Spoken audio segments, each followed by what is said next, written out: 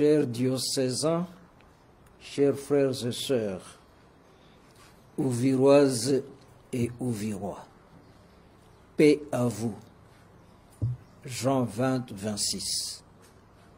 Je viens vous adresser ce message en cette situation difficile que traverse notre ville d'Ouvira pour lancer un appel pressant au respect de la vie des personnes et de leurs biens à ceux et celles qui sont impliqués directement ou indirectement dans ces conflits armés. À Ouvira, en effet, depuis plus d'une semaine, alors que la guerre proprement dite n'est pas encore arrivée, nous vivons une situation traumatisante avec les crépitements des balles partout, nuit et jour, les pillages systématiques avec violence, voire tuerie, dans des maisons familiales, dans des couvents des prêtres, des religieuses et religieuses, dans des maisons de commerce. Tous les services, banques, pharmacies, centres de santé, marchés, kiosques d'échange de monnaie et d'autres opérations téléphoniques sont fermés. Presque toutes les autorités politico-administratives et celles de l'armée, de la police et une bonne partie de la population ayant fui vers le Burundi voisin ou à Kalemi, voire en Tanzanie, les restes d'habitants terrés dans leurs maisons sont livrés au vandalisme de la part des hommes en armes, faux et vrais militaires en désertion des fronts et d'autres miliciens non autrement identifiés.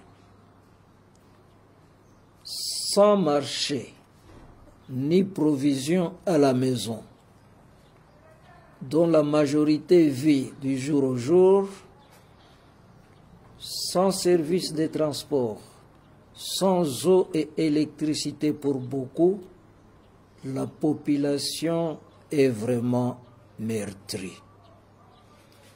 Aussi, je lance ces cris d'alarme et de larmes à nos soldats, les FARDC, les Bazalendo et même les éléments de M23 AFC, à ne pas oublier la cause de leur combat qui est, à ce qu'il semble, la défense du pays et du peuple pour les uns et la libération de ceux-ci pour les autres.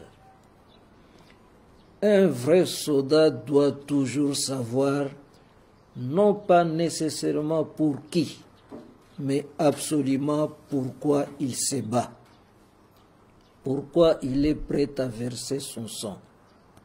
C'est le sens que nous devons donner au cri de ralliement, la patrie ou la mort, qui va au-delà de l'allégeance à des hommes et à des régimes politiques.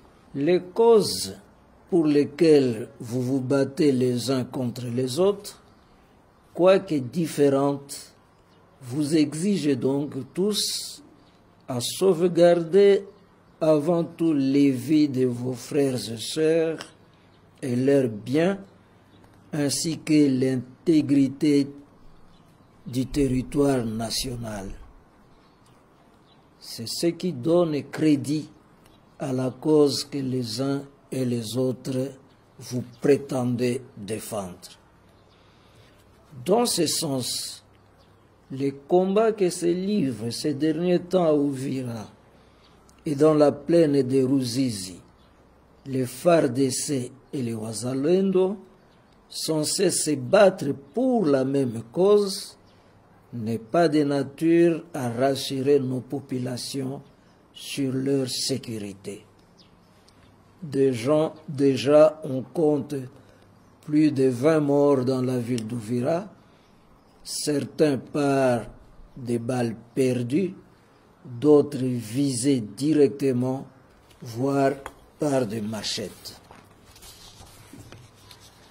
Éloigne-toi du mal et fais le bien. Recherche la paix et poursuis-la, nous dit le psalmiste.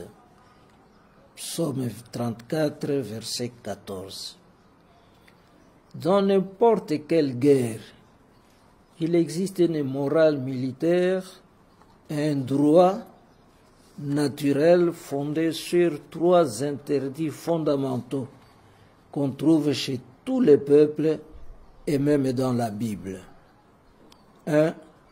Ne pas tuer. C'est le 5e commandement. Tu ne tueras pas. Exode 20, 13. Mais pire que tuer, c'est massacrer. 2. Ne pas commettre d'adultère. C'est le 6e commandement. Tu ne commettras pas d'adultère.